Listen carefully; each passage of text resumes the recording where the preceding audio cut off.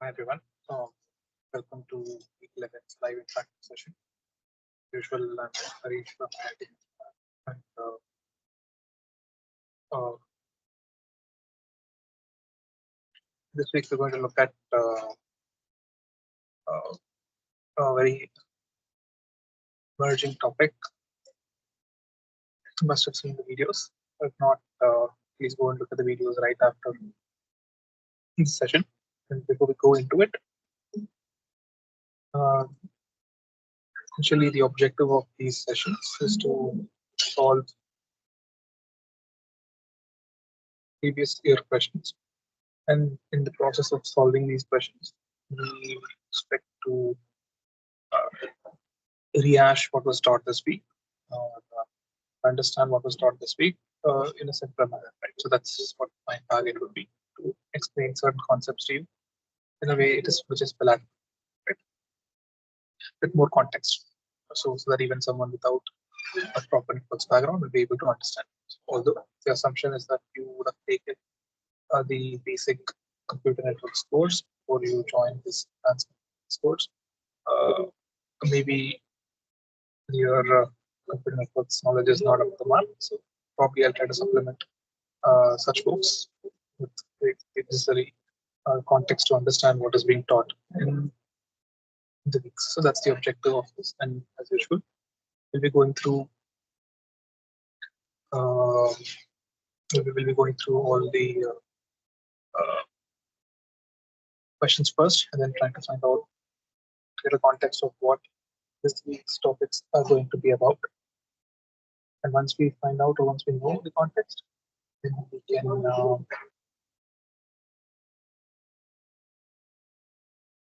go into the theory wherever necessary and understand what goes on behind the background and answer the questions. Right? Okay. So probably I think so.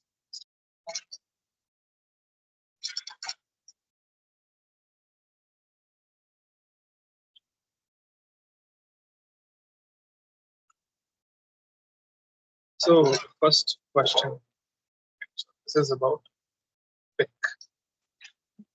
So quick is a protocol that you must all have heard about.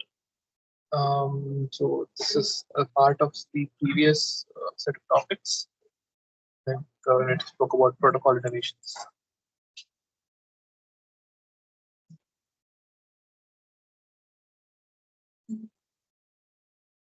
Protocol innovation. And probably this question is meant for last session, but somehow there was a small confusion, and I'll be talking about it today in the beginning. So what is this quick? Why did people start moving towards quick? Meaning why this quick? And the implications of quick and the content. So quick is one separate concept. Next is the content delivery. Which of the following statements are true or incorrect about the content delivery? CDN. You must have heard about CDNs, right? There, we go to a. I'll write it properly on the tablet. Fix my handwriting. Okay, so Cloudflare and such. When you go to a website, it says Cloudflare is verifying whether you are a human or a right? So you spend some time and then it verifies, that lets you in. So these are all content delivery networks. So why did this content delivery network come up, and how that is placed, and how does it reduce the stress on the internet infrastructure? And there are multiple options. It comprises a single centralized server that caches the contents. It contributes the content to induces a set of servers. CDN prevents servers from becoming overloaded. CDN is deployed as an overlay network on top of the existing network to host the content close to end users. We'll see I'll answer the questions towards the end of the class. So, which of the following techniques are commonly used for content delivery methods? Content delivery optimizations. You can say CDN optimization. The current IP-based, which are the following, let's say, content. Okay, I think more about content delivery optimizations. So our content distribution networks useful. Yes. Okay, I should ask this right now. Caching, like unicasting, and multicast, which are all the four. There are three methods which were spoken about in the class. Three methods which is spoken about in the class. Which of these is, and we'll talk about all these three methods, and then we'll answer this question. What is which of the following are are true, not true about the information-centric networking architecture, ICN architecture? So ICN is basically a very new age idea. It is not yet realized in real world. Information-centric networking. We'll see why they are thinking about this ICN. So ICN basically is a paradigm where they'll completely redesign it. Redesign it.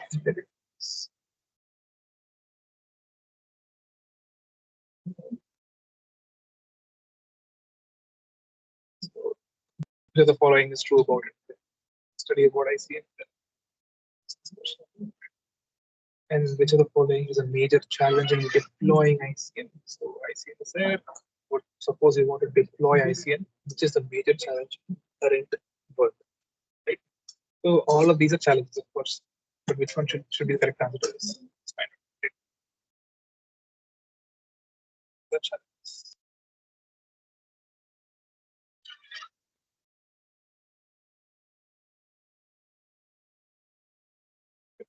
So the following statements slash are incorrect about traditional IP-based techniques. So there's something called content caching. So what does this caching mean, and what is the need for caching? And the following is incorrect about this traditional IP-based content caching. So is that a transparent caching scheme not improve response time? Let's see. Transparent schemes are usually managed by service providers. Transparent schemes can intelligently decide which content can be cached locally. And in caching, if two copies of content C are stored on the servers belonging to different providers, the caching system will access content using the same URL. Okay, so we'll look at this towards the and what is the role of the forwarding information phase in information system? FIB must be familiar to you. Routing table, basically the forwarding information phase. And the information is required to forward a packet onto the correct information. Right. So if you take this new paradigm called ICN, which will what this, what will be the role of the FIB there? So how will it change to the current? What are the major challenges associated with multi-point distribution in the current internet architecture? So there are multiple issues with this. Okay. Yeah. So once again, ICN. What is ICN? As requests for content, right? So it routes request to a specific server based on the requester's IP address, or it uses the content name to locate and retrieve data from any available network.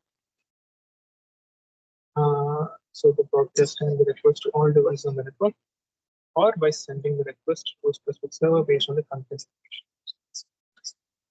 And then this is a match the following. So you should done this in your childhood. It's like you put match like this, match like this. Right, so we'll see what the answer to this is. Then finally how does ICN handle requests for content? Okay.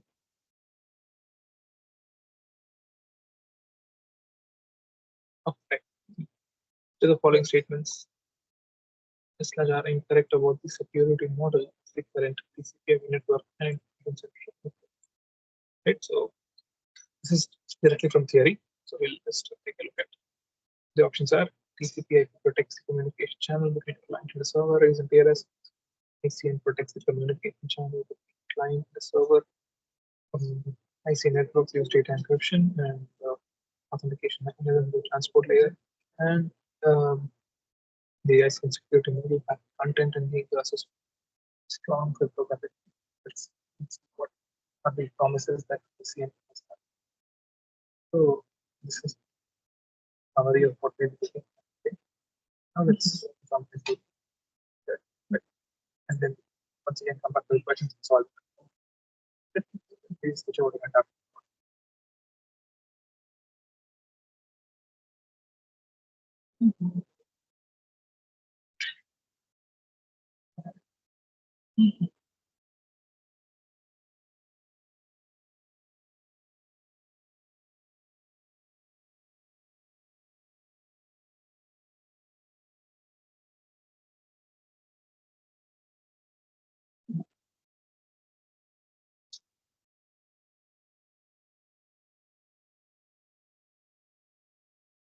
So I see that Ajit has answered some questions. Okay, that's great. Thank you for the answers. We'll be revisiting the questions and the answers at the end of the session, right? So you can definitely participate in that case. You can discuss why the answer. Yeah. But yeah, thank you for the answers, Ajit.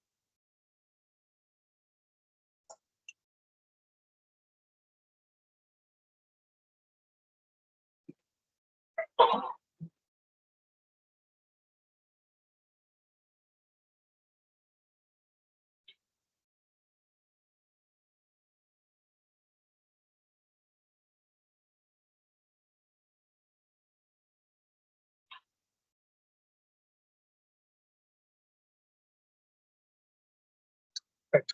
Sorry. Yeah. So I'll just rehash what was spoken about. This first, the first aspect is, of course, let's write down the main focus of speak with content.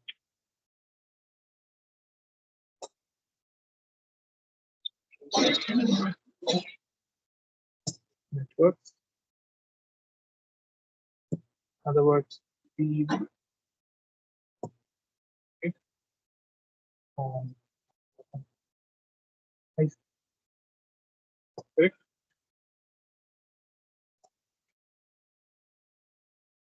information centric information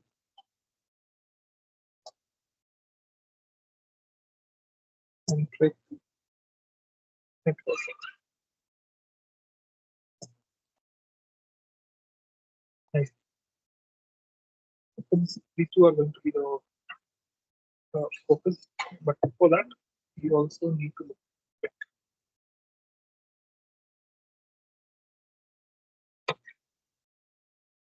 so quick is basically an extension of the previous set of videos or class that you've seen when it comes to protocol innovations.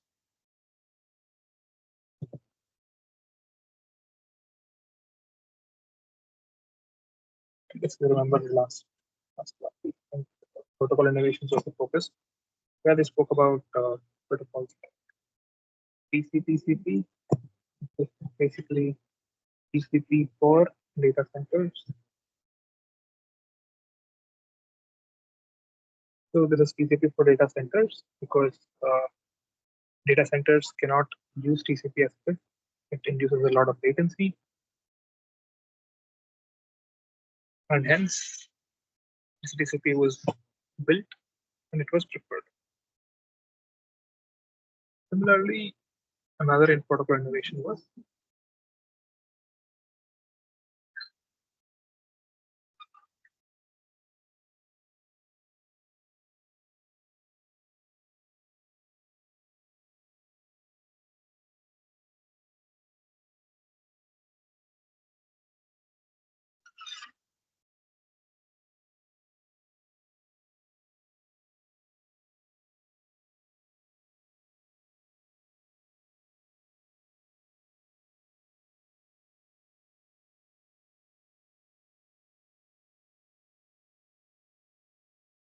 similar protocol innovation.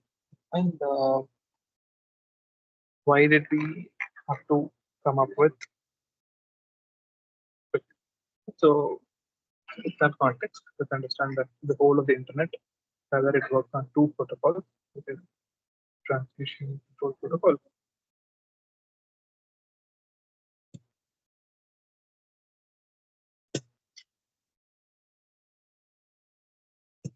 Is nothing but TCP and user datagram.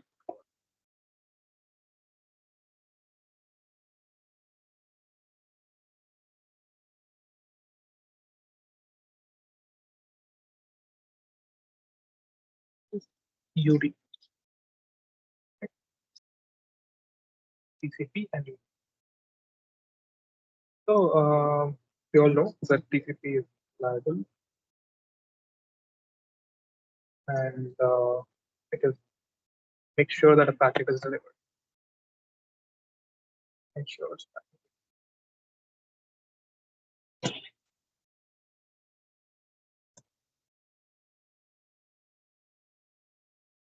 right? And then UDP.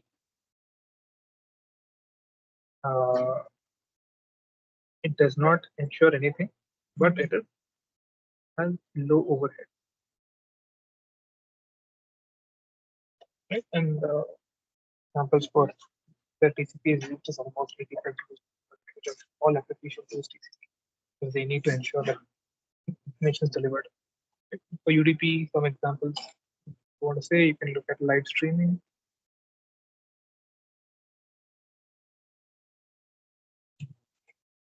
or even gaming. So these are all scenarios where even if you lose some packets, it's fine. You are anyway on a live mode where you're moving ahead. You're also moving ahead. You don't worry about what's behind you. Right? So if some frames are dropped, you see a small screen freeze and then you move on. Right? But what was the problem with the TCP? UDP, where the problem is it does not ensure delivery. Right? It is not reliable. With TCP, there is a problem. What are the problems?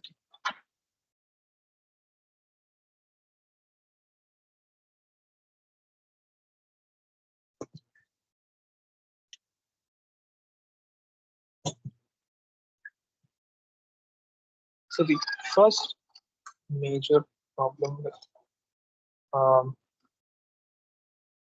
TCP is this three-way handshake.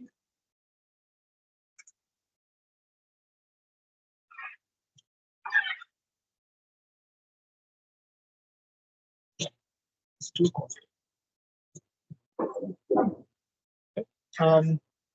This has to be explained well.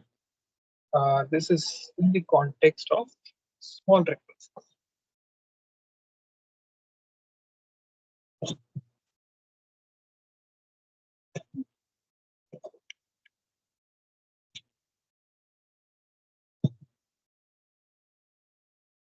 Or small requests are also called as MySQL. Right?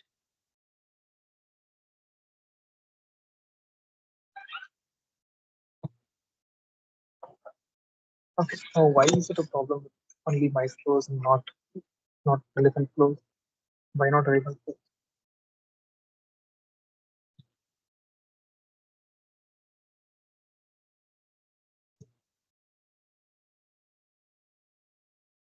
So let's assume a scenario where I am a host that is communicating with a server up here, right? And I am sending messages. So my message is of, let's say, very small size. This is the size of my message. So I'm going to send such small messages of size. Okay, such small messages. Let's say n small messages. And I'm also in a scenario where I need to establish independent separate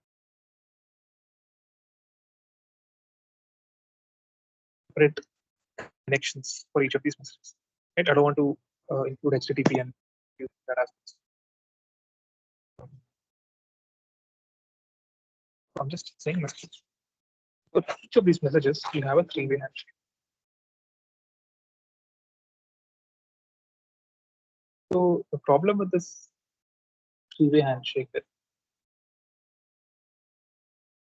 the sender, the receiver, the sender spin, and then an act, and then an act. Only then the connection is open, right? And then, of course, the communication starts. So it's around 2 RTT is what it takes. 2 RTT is 2 round trip time. Right? Imagine if before you send each of these small chunks of messages, you have to do this three-way handshake every single time. Because the message is too small, the amount of effort you do for such a small message is high. So for example, if the message can be sent in 1 RTT, correct? This can be sent in 1 RTT. In specifying the message, you are adding another 1.5 to 2 RTT just because you want to establish a connection. So doesn't this seem wasteful? Yes, it is. But when it comes to elephant flows or large messages, then the message itself is large, like this.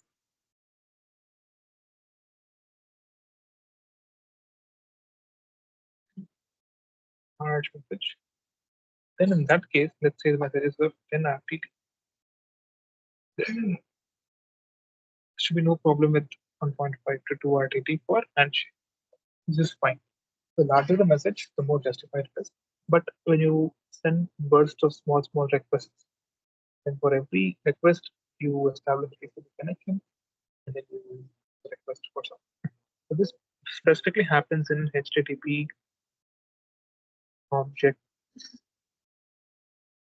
Correct? So if you open your browser, and if you go to the inspect tab, whether you have Chrome or Firefox, you go to the inspect tab, we have a panel that appears, and in that panel, I'll show this to you in the end. In that panel, you will be having a tag called network. Maybe I can.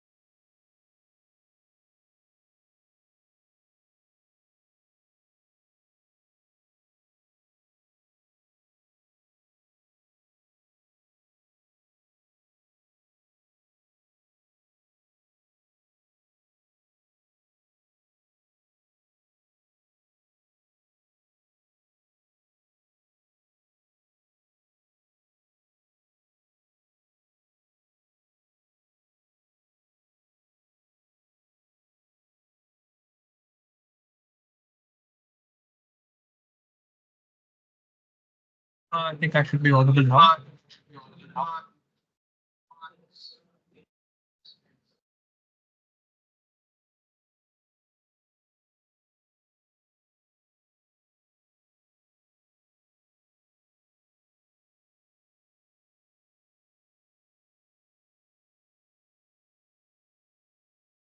I think I should be audible now.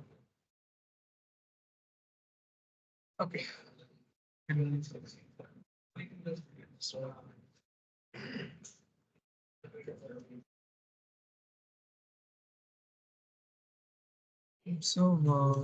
know at what point of time I lost the audio.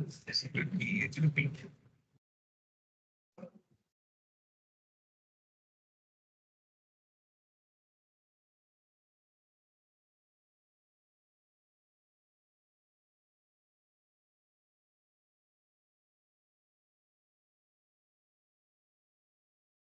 Right. So I was saying that IIT Hyderabad website is what we're trying to visit here, and I'm showing this to you because we want to understand what the problems with TCP. So if you go to this place and if you right click and you go to inspect, you're going to get the network tab. Right, it basically tells you how many requests percent and what was the quantum of data that you received back. Now let's try refreshing this page. Let's see how much of data requests are being sent. So in order to view, in order to show this one page, right, we are basically sending 44 requests. These 44 requests have just enabled the transfer of 2807600 bytes, right?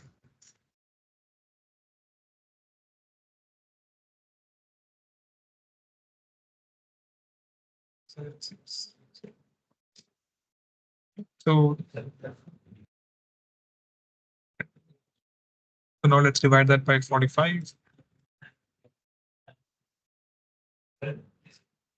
This is around 62,391 bytes per request. So probably it must have had how many packets okay for the data to look at Wireshark. Essentially, these are all short flows, small flows. Uh, and putting a TCP connection for each of these is a big overhead. So with that in mind, if we can somehow reduce the amount of time that it takes to establish this connection, it will be, that's pretty much what Quick does. So let's get back to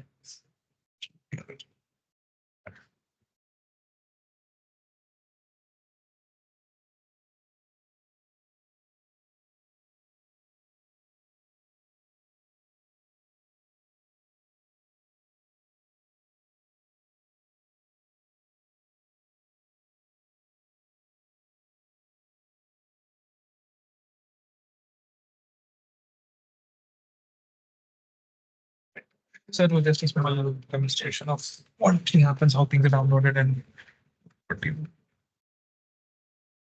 dominates the web requests. Right? Okay. So now with this three-way handshake, it's quite costly. So what do we do for that?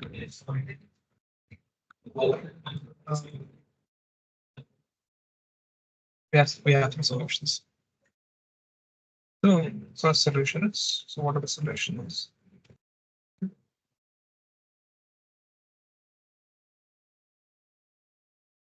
First thing, use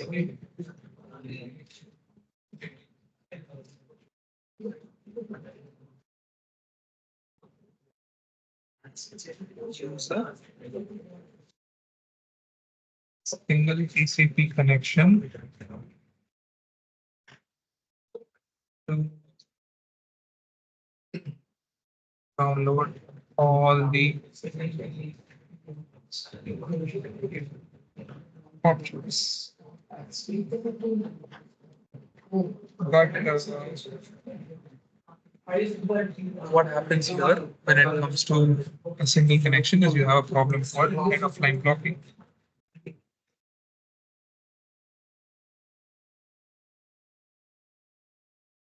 We'll see what this is. But secondly, if you're whatever you saw right now, right, you use an individual connection.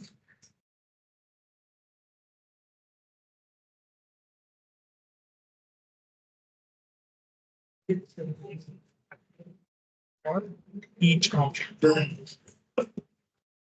So this would go through the same problem, right? I use a head and then so this head of line.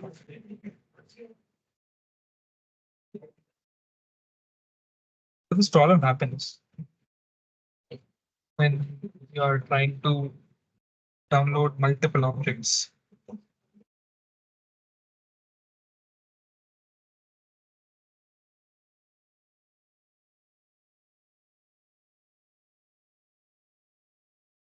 On the same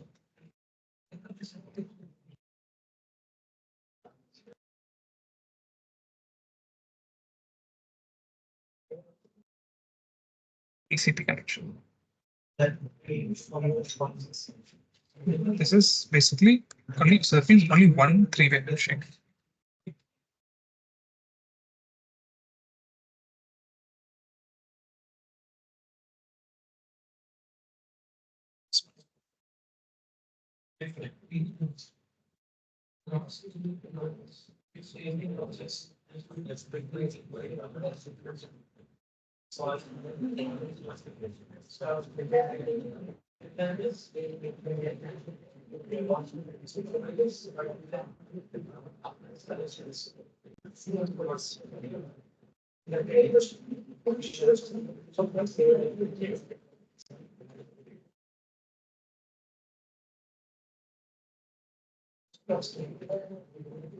Right? Okay. So we download multiple objects from the same TCP connection. Right. So what happens? So it is explained in the video as well that you have seen this week. So basically, there's this diagram that's given. So you have the first part of the object, the second part of the object that has been received, and the fourth part of the object that has been received. Okay, but now this object cannot be rendered by the browser.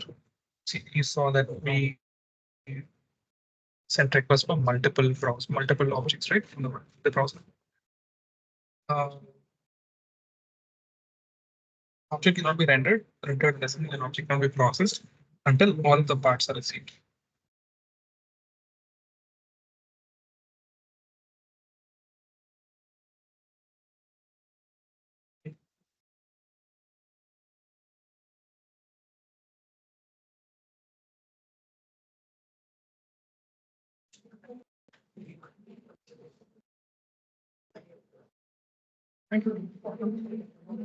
So what if the third part they're receiving is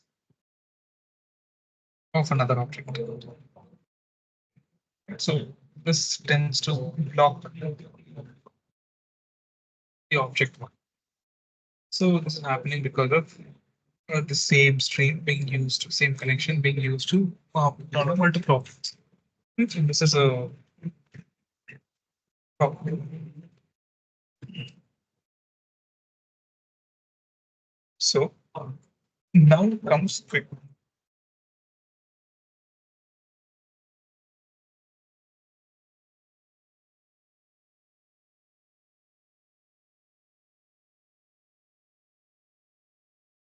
So the full form of quick, right?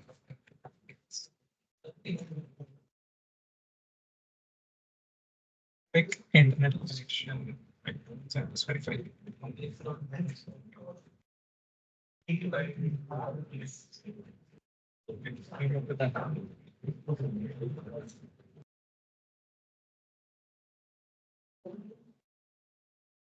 Okay, so Perform quickest quick UDP permit connection. So QUC.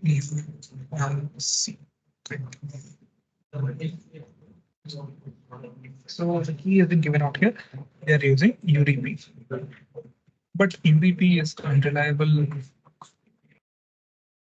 and does not ensure delivery, correct? Because it is not handle condition control or any of the other things that TCP does. But what Quick does is whatever TCP is providing, it replicates that in the application layer.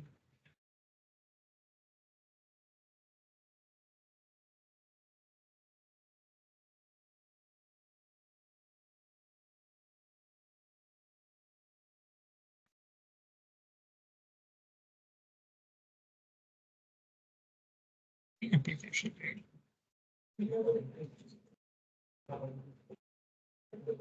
So basically, previously, if you wanted to communicate with an endpoint, you call the TCP protocol from the network stack that is inbuilt in operator, and you send that packet. And you can be rest assured that the packet is going to reach the destination. But in this case,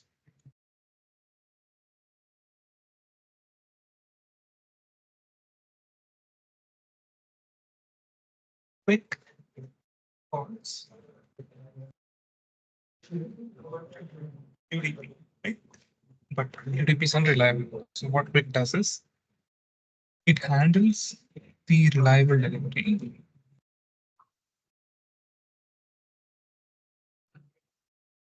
the application layer.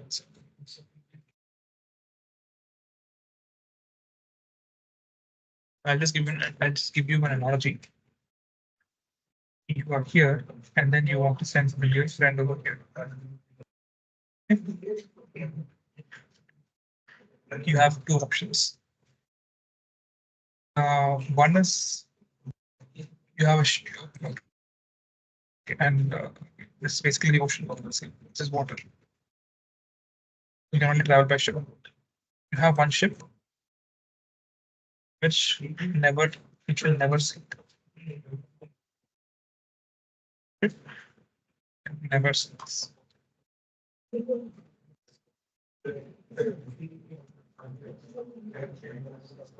And you have another ship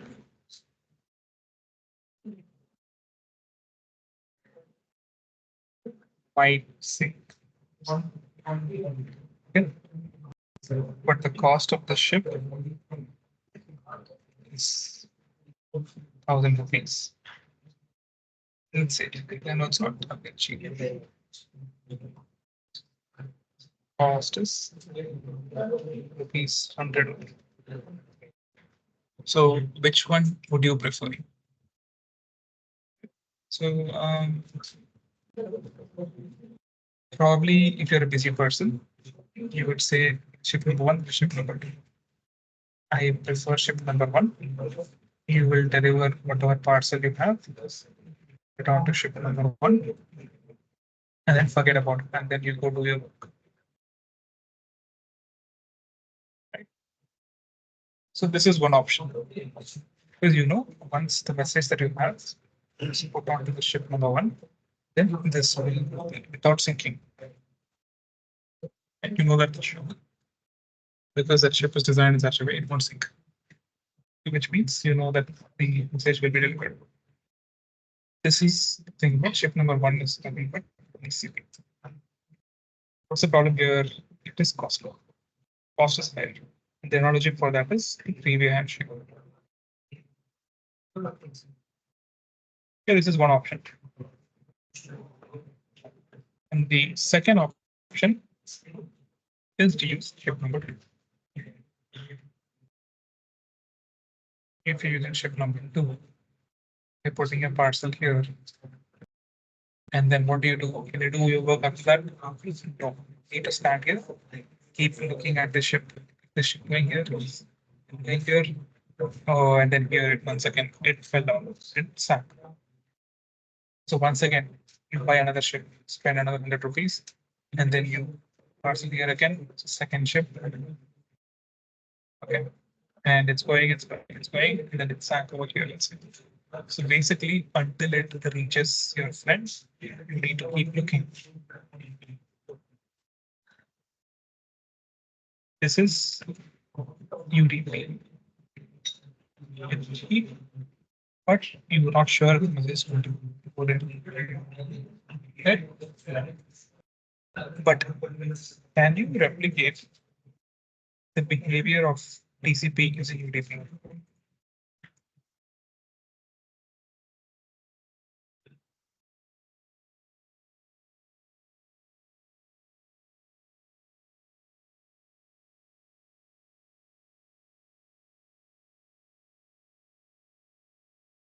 Using UDP, can you do that?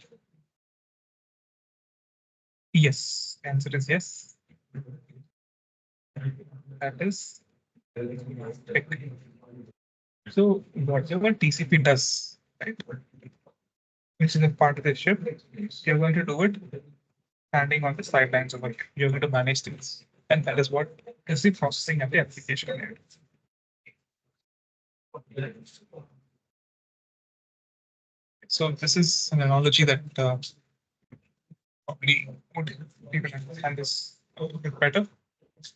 But yeah, so now let's get the business end and see what quick is. So how does it improve upon TCP? First thing is it has a better handshake procedure.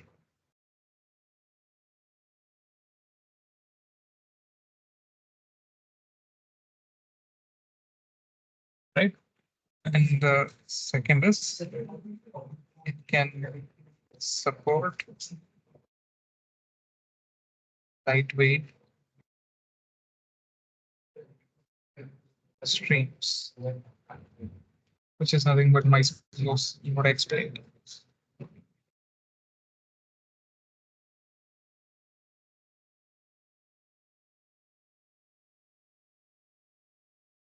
So how does it do a better handshake procedure? What it does is it has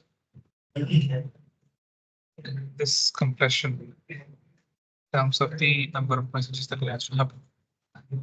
So if you look at TCP, it's explained in your classes also. I'll just do it fast.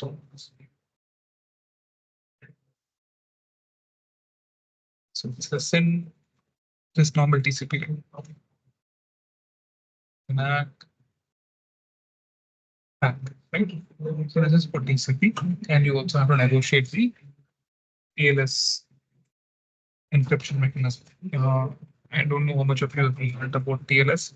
So basically, the set of ciphers that we have to agree upon to encrypt the traffic. Right? Traffic then from here to here has to be encrypted. So there's something that sends a message called client hello, and then server hello, then client connection.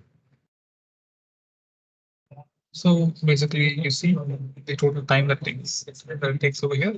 It's huge. But what Quick does is it merges both of these.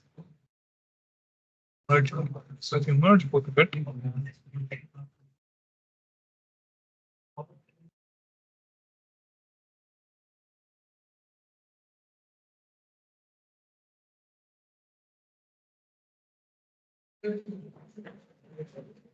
so there is this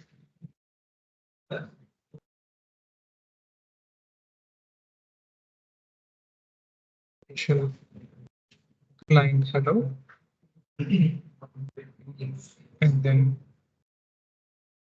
initial server hello, right? And then finally line finished. So it basically comprises the initial handshake procedure, and all this is handled by quick at the application. Right? And the second aspect that it improves upon support lightweight streams, and here it avoids HOL blocking. How does it do that?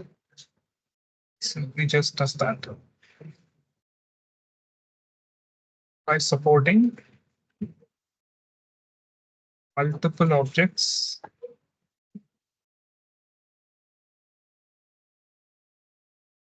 side a single stream. So basically, multiple objects will have a different uh, sequence numbers, let's say. So the protocol or the client which is representing the object will be able to differentiate between, okay, this is a set of packets for object one and this set of packets for object two. So I'll keep it separate and I'll wait for object one. So this is there in the this week's class. And you can see that there's a diagram here. It shows like this.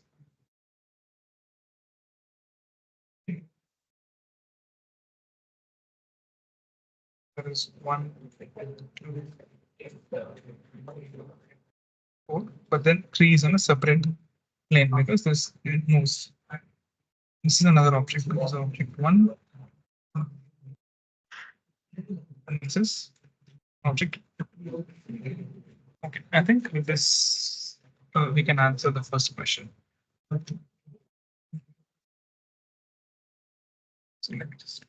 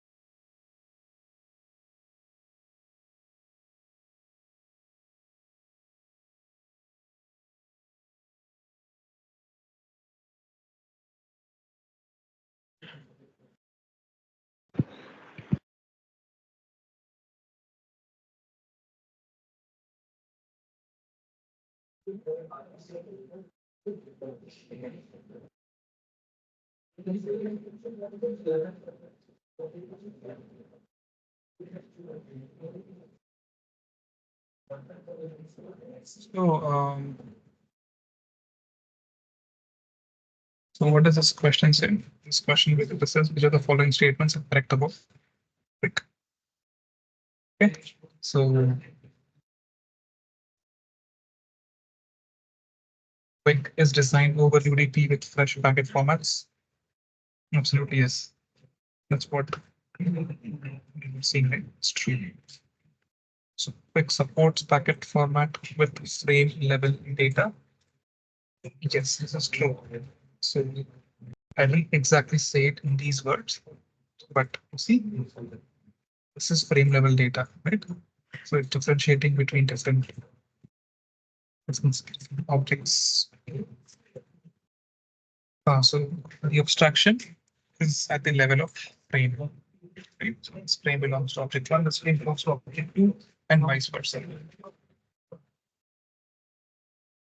So this is also true. And quick receiver deliver packets to application. Longest stream packets received are in order.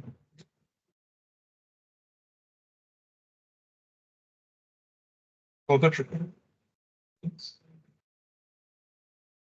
Right. This is also directly in connection with the previous B, where you have It's an object divided into multiple packets. These packets, once they are received and they are in order, uh, the packets can be delivered to the application once all the pieces of the object are received.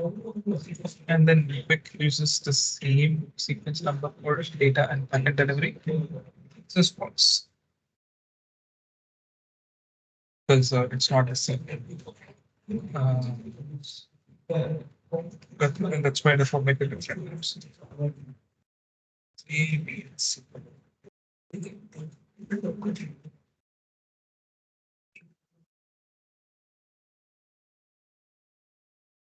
So that's the question on Quick. Next, we'll move towards content delivery.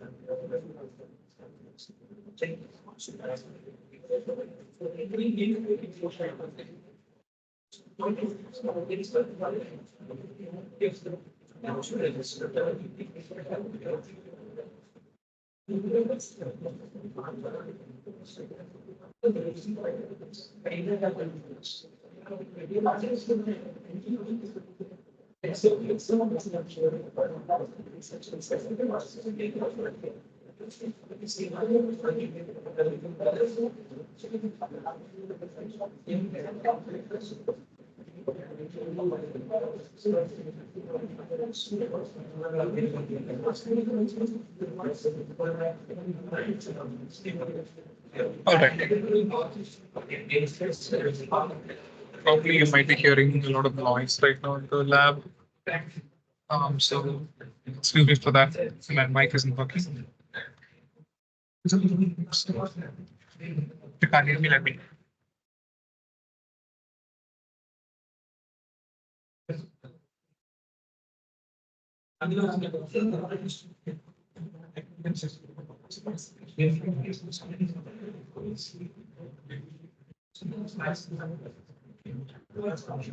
So before we answer these three questions, right, that are specific to CDNs and caching. So regarding you're speaking a bit about the network design. Right? So we've spoken about this in previous classes. So the point you have to understand is content current network design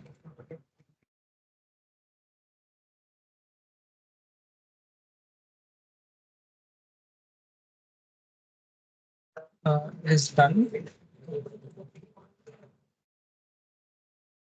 It was optimized for point-to-point communication.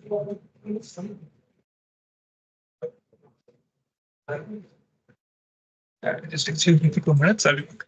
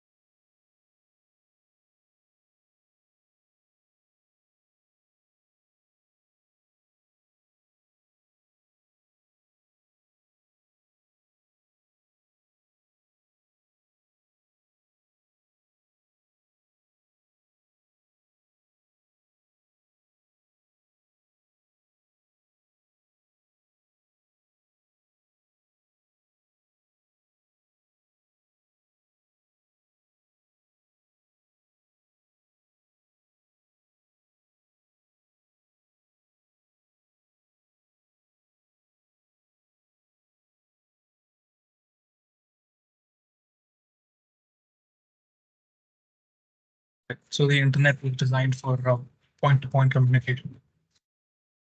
But what does this point-to-point communication mean? We have a computer here, that's my computer, 10.0.1.1. As another computer here, 10.0.1.1. And another computer here, 10.1.2 is IP addresses. You send a packet, it is meant for this. You send another packet, it is meant for 10.0. That's so this is a point one, it's point two, point three. It's point one to point two, point one to point three. Right. So this was the traditional methodology in which the internet works. But how things have changed is initially the internet came up for small communications, sharing about texts, connecting multiple universities together, and the like. That's how it the origin of internet. But now you have multi-point distribution.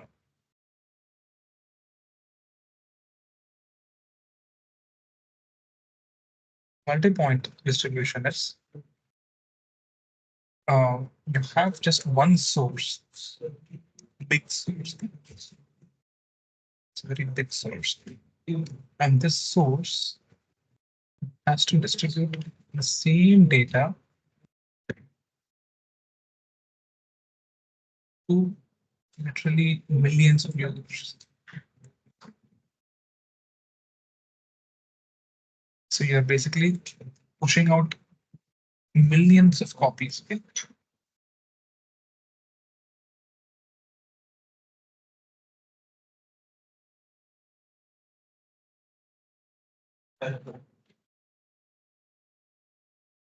Same data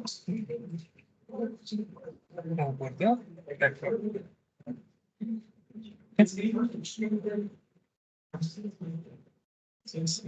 So this is how uh, things have changed. And what kind of data is it? This is mostly multimedia data. You watch Netflix, you watch Amazon Prime, you watch Hotstar, you watch all these things. All of these, the data has a single origin. So if you are watching a movie A, let's say, and your friend is watching a movie A, the same data that's being shared to both of you. So I hope you're getting the point. The same um, object is being transmitted n number of times. So these are some other problems. You have scalability, which is basically the rule for inefficient transmission. You're transmitting n copies of it.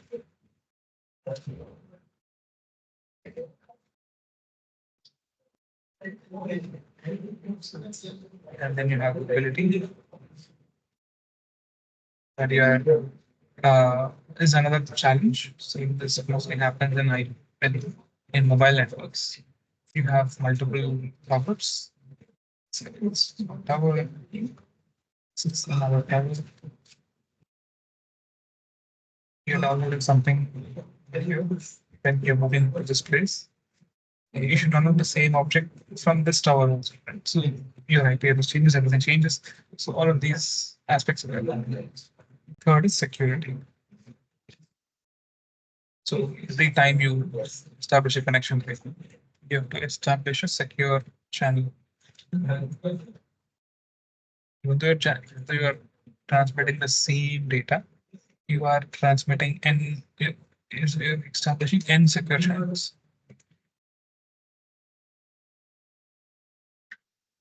So these are all the problems. So what did people do?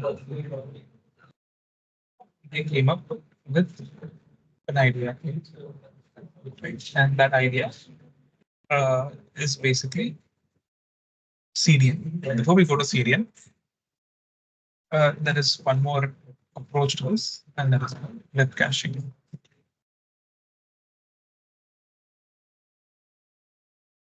This is explained in your class videos also. I'm just rehashing it.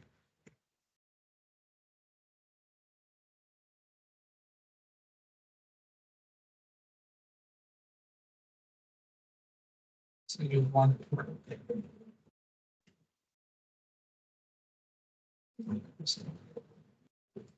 main server, and this is the cache.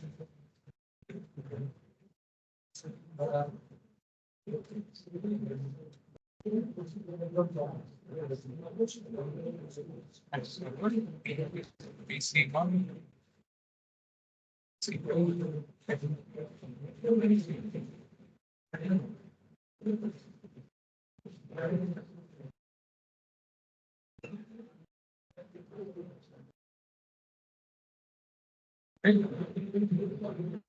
So this is a server, right? So this contains, let's say, your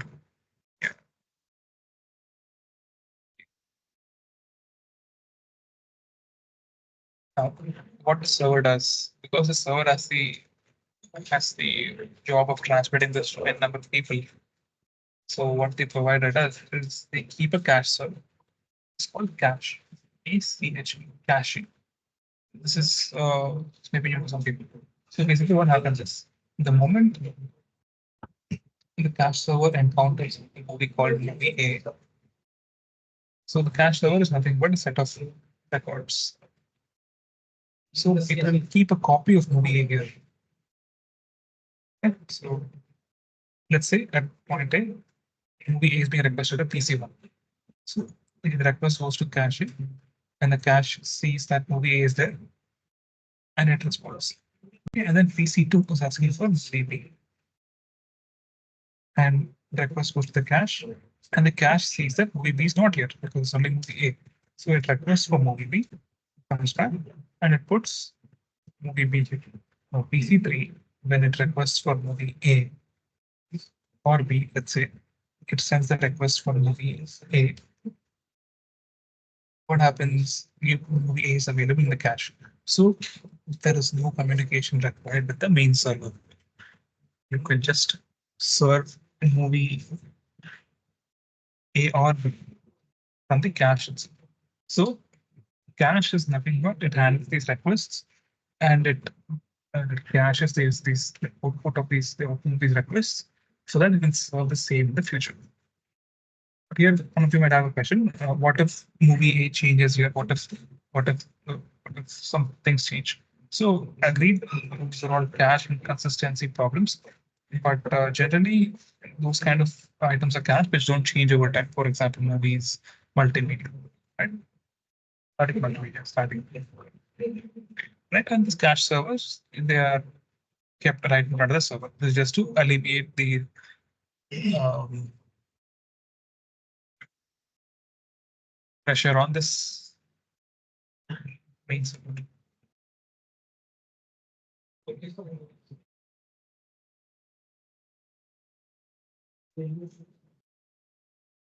Right. So this is one way. And the second way is multicasting.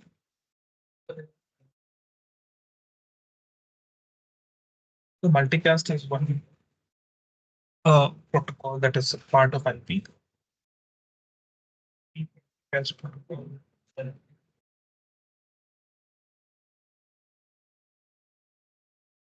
Right. So you can take a look at the video for this, but I'll just give a small idea as to how this works. So you add people to something, you add clients, something called multicast groups.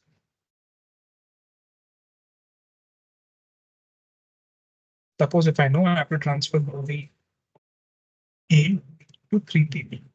So I add all the three people. One, two, three, this, and then whenever I send the A's packets, A's packets I'm sending, and there's a switch, and there is this movie A's packets are arriving. So the switch will make sure that it is transferring three copies of these P1, P2. It is packet replication. So essentially, it's one of the same, but it tends to take the load away from the main server. So this is multicast. So apart from this, we have the next idea, which is basically content delivery networks. Content distribution.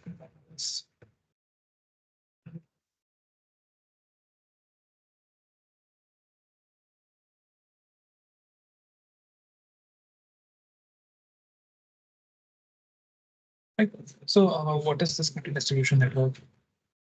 Simple example: Netflix is in the US. US is somewhere over here.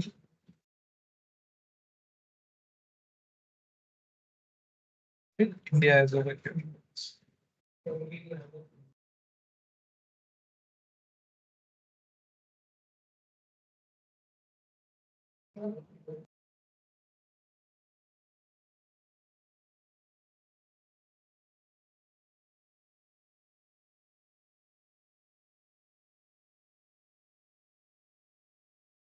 This is India. That's it. It's very bad drawing, but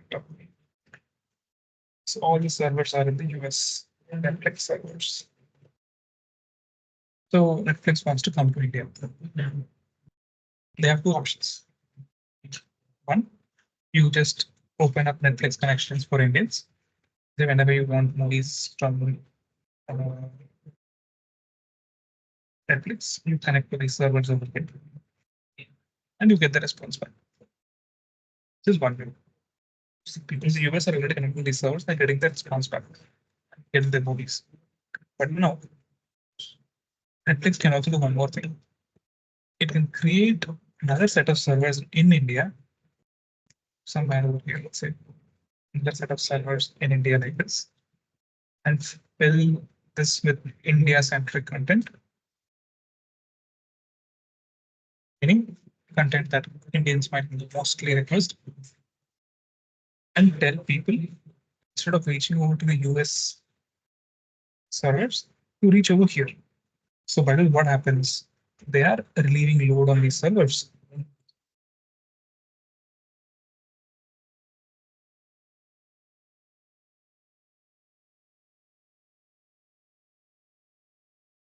Same time, they are increasingly they're decreasing the latency also. So it will take more time for you to go over here and come back, but you can get the response back faster. Basically, this is the idea of content distribution networks. So you have these set of servers that are sitting close to the geographical location of where you are, so that you will reduce load on the main servers. And secondly, you are also served in shorter time scales. Right? So when I say that you have to go long distance, you have to cross multiple routers like this. Here, you might have to just cross two routers, two hubs, let's say. Right? Um, so I think that is pretty much what is there. Talk about CDNs. And then you also have peer-to-peer networks, which you can take a look. This is one way of delivery. Say the next is peer-to-peer. This pretty much all of you must be familiar. I don't know about this generation, but in our time, we used to default BitTorrent. It's a highly illegal thing to download things over BitTorrent and download license things over BitTorrent. But essentially, what used to happen was you used to download data directly from each other. So the idea is like this: there are three friends, let's say four friends, and each of these friends are connected to each other. Okay? Let's assume direct connection. I have movie one. Okay. Now I will tell everybody in a common place that movie one is with friend one, friend two, friend three, friend four. It's friend one.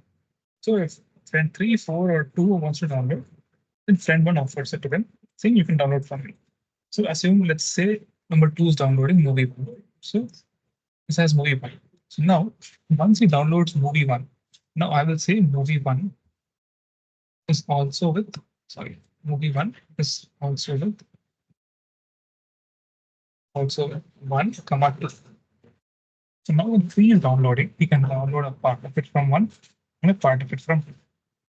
So if you would have downloaded using the current client, you'd have something called scenes, peers.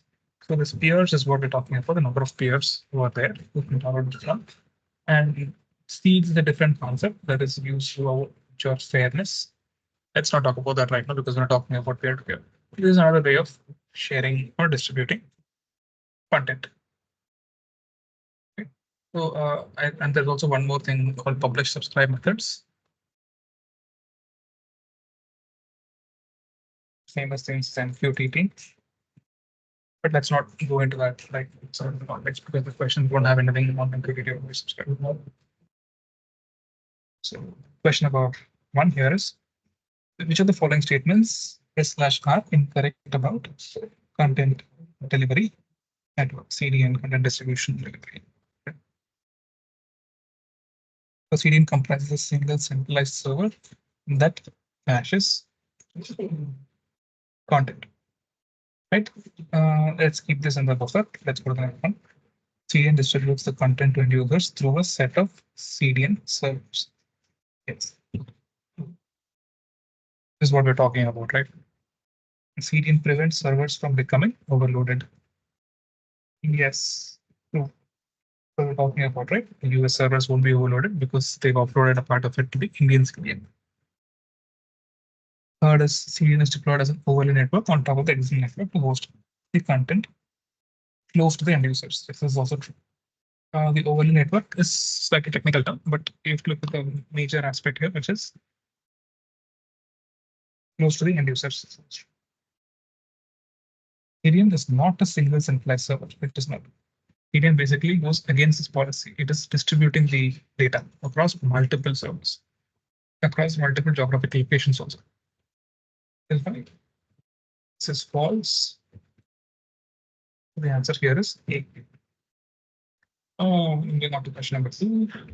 Which of the following techniques are commonly used for content delivery optimizations in the current IP-based networks? So we have IP-based networks. Current networks are called IP-based networks. Why? Because it works on TCP/IP. Or rather, IP. IP is nothing but using IP addresses. Correct. So which are all the techniques for efficient content delivery? When I say content delivery optimizations, efficient content delivery is content distribution networks and optimization. Yes, it is. This is also this is a way of distributing content, right? And transparent caching is this basically caching. And unicasting is not optimization. Unicasting is nothing but point to point. Multicasting, yes. Multicasting is what we didn't see it in detail, but it is a way in which you can distribute the same content to multiple people. So this is not the case. So the answer is A, B, and right. And then question number 5 here is to the following statements is like are incorrect about traditional IP-based content caching techniques. Okay, so yeah, we're talking about caching. Let's look at it. So transparent caching schemes do not improve the response time. This is false. Because it does improve the response time. Why? Because because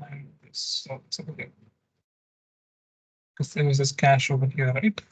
Yeah, there was this cache over here. Instead of the client going from here and back, it just goes here and comes back. So it increases the response time for all the clients as well. This is false. It does improve.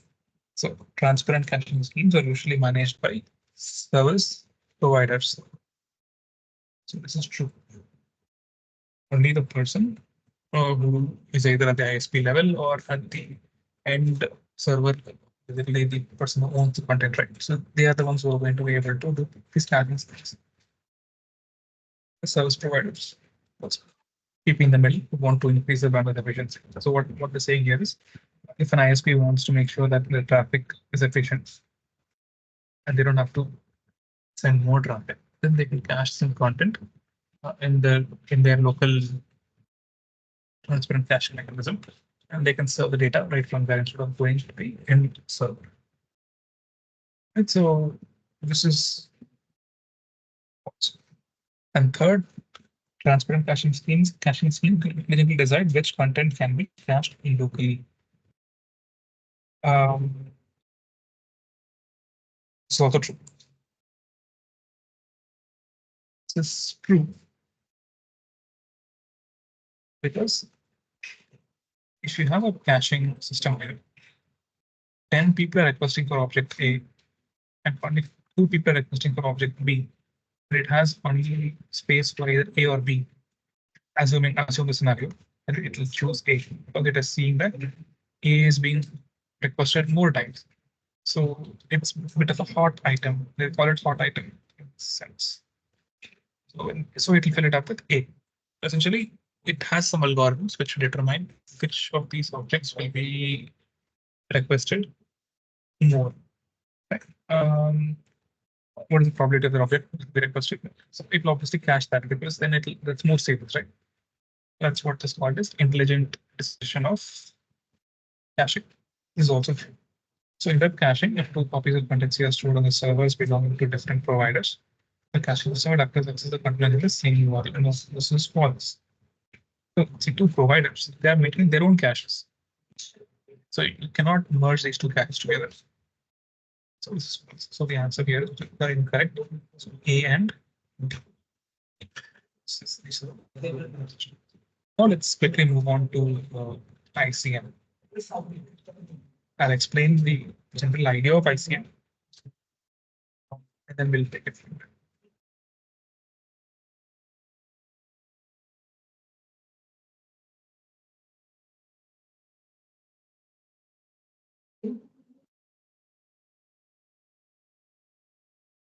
Okay, I'll just get the questions. So if we don't have time to explain all the concepts of ICM, also we can just answer the questions.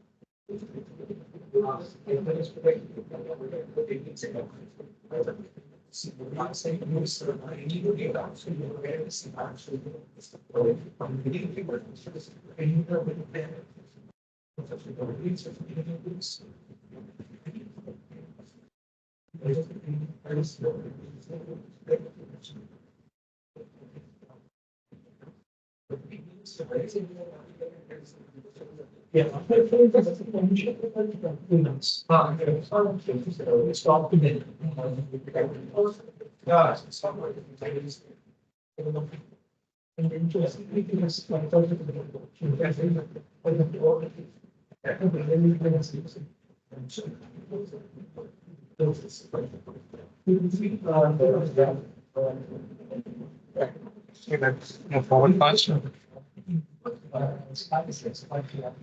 Information-centric networking.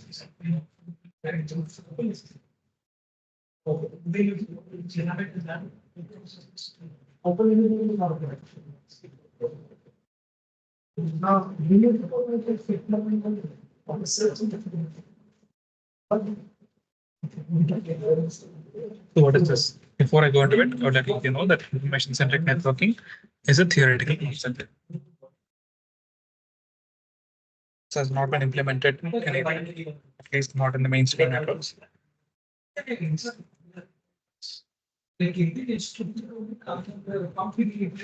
Concept. Right.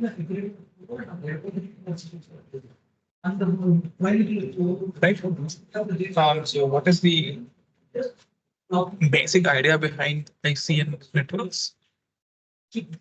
Current IP networks. So to understand that, I'll explain about current IP networks, how things are done. You want to download an object. Okay, object. Object A. This object is present in a server. Right? The server has an IP address. Yeah, that's it. And then you are setting some barrier. Yeah,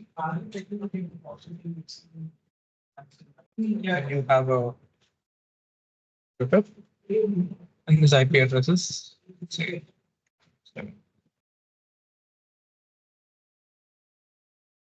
so this is the IP address of the server. So the object, which is basically the information. In this case, this is the information. Is information is present at some particular location. Correct? Information, location. Keep that in mind. Information, location. You're sending a request, and then you're getting the response back with this particular information.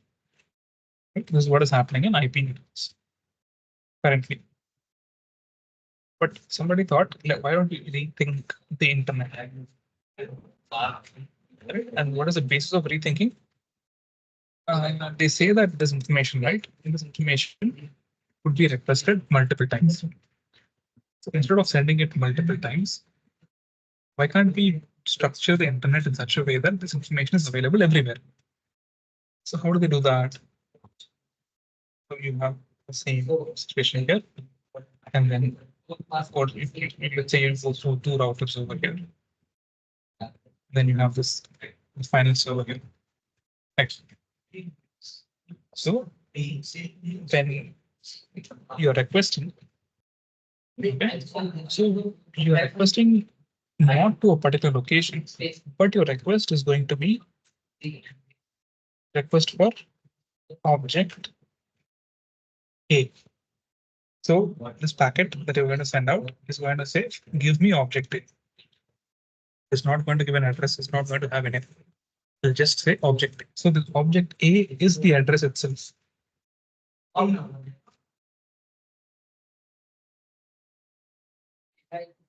That itself is the address.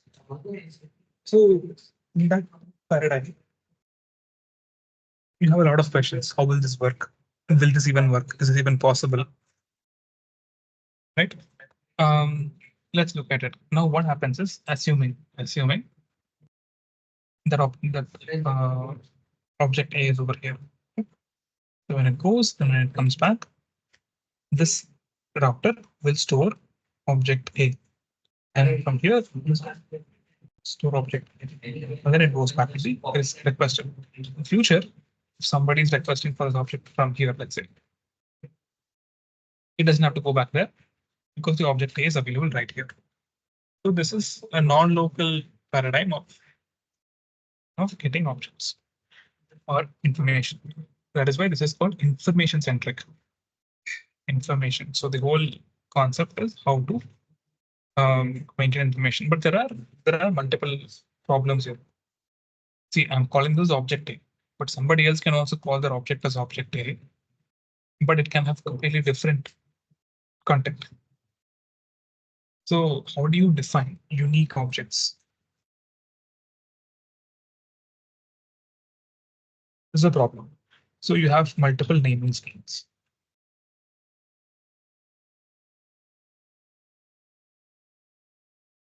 Right? So multiple naming schemes. One is hash based, and the other one is attribute based, and the other one is flat type based.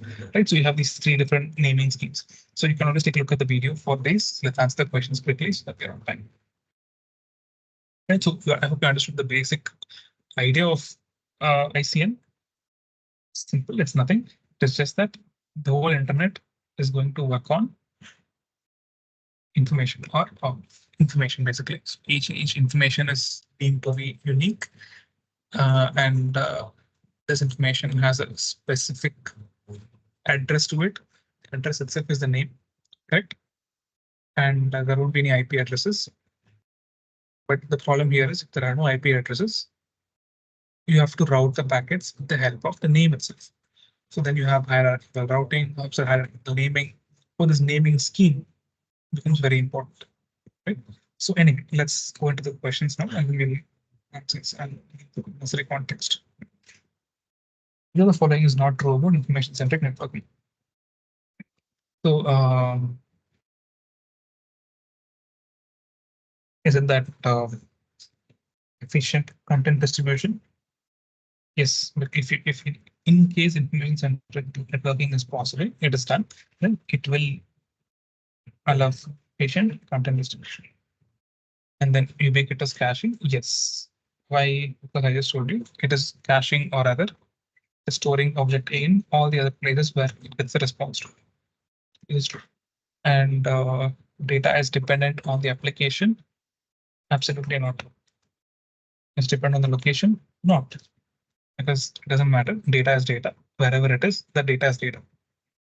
Correct. And it is uses name-based routing. True. Because I said there are no IP addresses. You are going to ask for object A itself. So based on this request of object A, it has to direct the packet to the correct endpoint. So the answer here is C and D. And question number 4, let's see, is which of the following is a major challenge in deploying ICN? Difficulty in securing and protecting data? Yes, this is a challenge. Definitely is a challenge. Difficulty in caching the data? Absolutely. This is not a challenge, so this is not a challenge. You can cache. Okay, I think you can say it's a challenge because you are you need the intermediate devices to cache huge amount of data, which is not available in the current scenario. But you still have switches which can cache. But it's pretty less. Compatibility with legacy IP-based systems, absolutely yes. Inefficient in terms of routing the requests, yes. So all of these answers are yeses. But which of these is the correct answer to this question? So the key is in the question. So the following is a major challenge in deploying ICNs. Correct? Its currently the problem is in the current system we are using IP addresses to route. So you cannot deploy ICNs with the current IP-based systems. So even though all of the challenges, your answer is going to be C. And then next. What is the role of forwarding information base in information-centric networking? FIB, you must be aware of this. It is nothing but the information based on which packet is put onto the correct output port. So that has 1, 2, 3, 4. It has the FIB here. The packet comes, it checks the FIB, and then it puts the packet according to where the FIB uh, asks to put this particular packet because it has a particular destination IP address, let's say. So in ICN, what will be the role of FIB in case ICN is deployed? So is it to store 100 objects? No. Is it to store host addresses? Maybe yes, but let's see if there are better options. Um, but I think in ICN, this is a no because you have only names, right? Only names of information. So I think that's not going to be required. To track forwarded requests is also no. So to store the outgoing interfaces for each no named prefix. So the name of the information itself is converted into an address, which they say called as name prefix. Right? You could have such slashes as well. Like, C1, and then inside C1 NNN, and then inside NNN object one, and inside object one, stream one. Let's say this could be an window.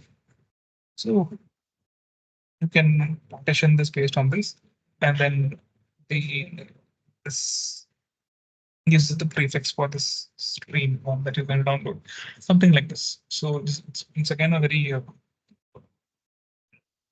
evangelical concept which is not implemented yet. So the answer to this question anyway is C.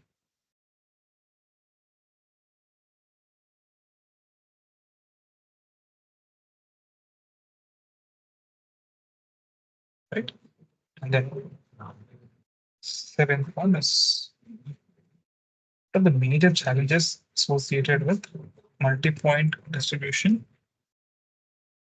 in the current internet architecture. Uh, Multi-point distribution we spoke about it, right? So it cannot scale well. Its security is a problem, and its mobility is a problem. We discussed this. Where did we discuss it? We discussed it over here.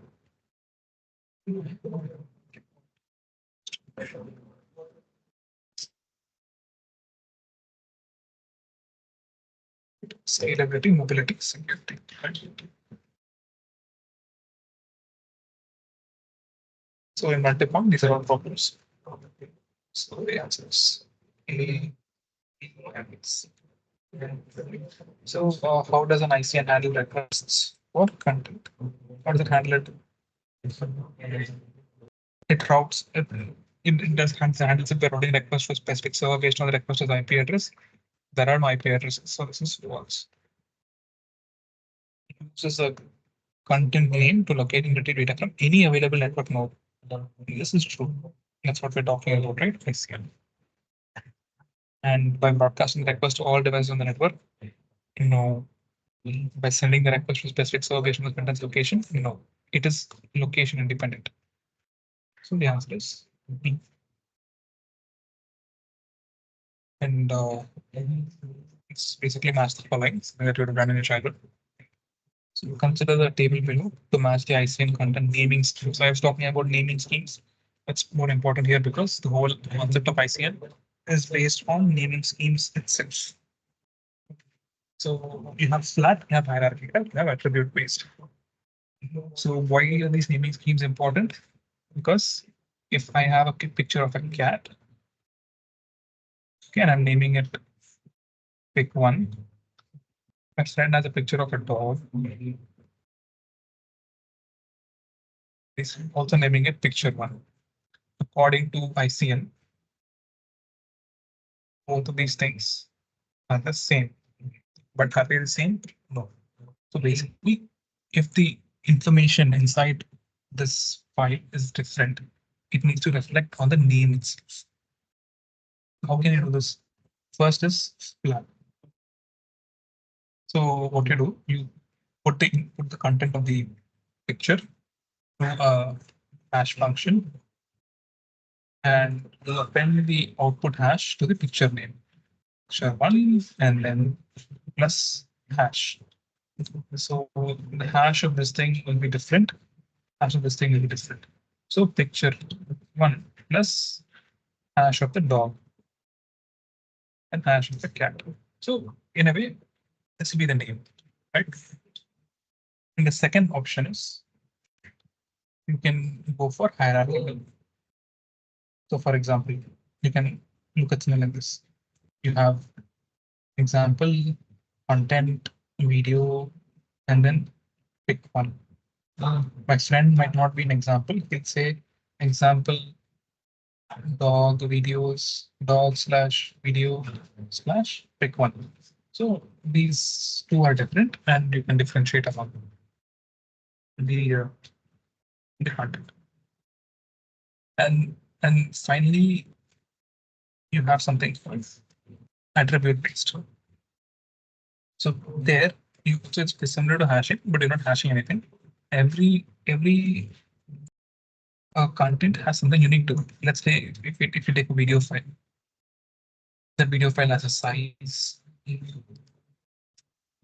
and it has quality, and then it has its encoding, etc. So if you add that information to the name of the file, then every file will be different. So here, in this case, flat is using hash, hierarchical is using the slash base mechanism, and attribute based is using the quality or using the fundamental attributes of the file itself. So P to 2, Q to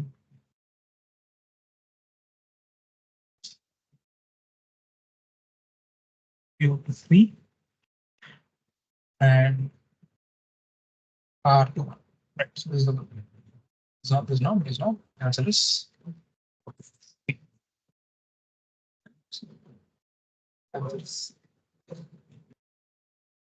Finally, to the following statements are incorrect about the security model of current TCP networks and information-centric networking. Okay, so the following are incorrect. So TCP protects communication channels between a client and a server using TLS. Yes, this is basically this fundamental. Yes, this is correct. ICN protects the communication channel between a client and a server. No, they don't say any give such guarantees. ICN networks use data encryption communication mechanisms at the transport layer. We don't, in fact, there is nothing like transport layer, I believe, in ICN, so it doesn't make sense at all. So in the ICN security model, packet content names are associated with strong cryptographic primitives. No, not really. ICN model, packet content names are associated with strong cryptographic primitives. Right. So this is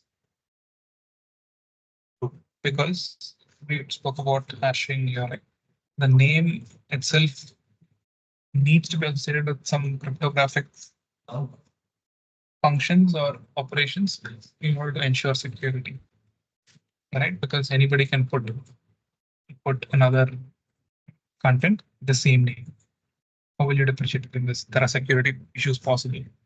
So that's why it needs to have cryptographic flavor to it. Simple way to understand this is how do you ensure that your data is your data and somebody else does not put on the data claiming it to be your data, right? This is a problem. These are all multiple issues with this model of networking. This is pretty much why it does not see the light of day. But we still discuss going on in this direction. There are multiple papers that was shown in the class videos as well. So the answer to this is B and C. Right? So yeah, that should be the end of today's session. I know we rushed through ICN, but that's because it's still a conceptual idea, and you can go through the videos to understand what ICN actually means. But I did give you the basic idea behind ICN. ICN fundamentally changes the way they look at the networks of the current world. It changes everything. It changes around hardware. It changes everything if it has to be implemented. Right? It's still a very vague model. At least that's my opinion. Still a very vague model. We'll see where ICNs go in the future. Right? Anyway, fine. All right. So that will be the end of it. You can feel free to leave. Thank you.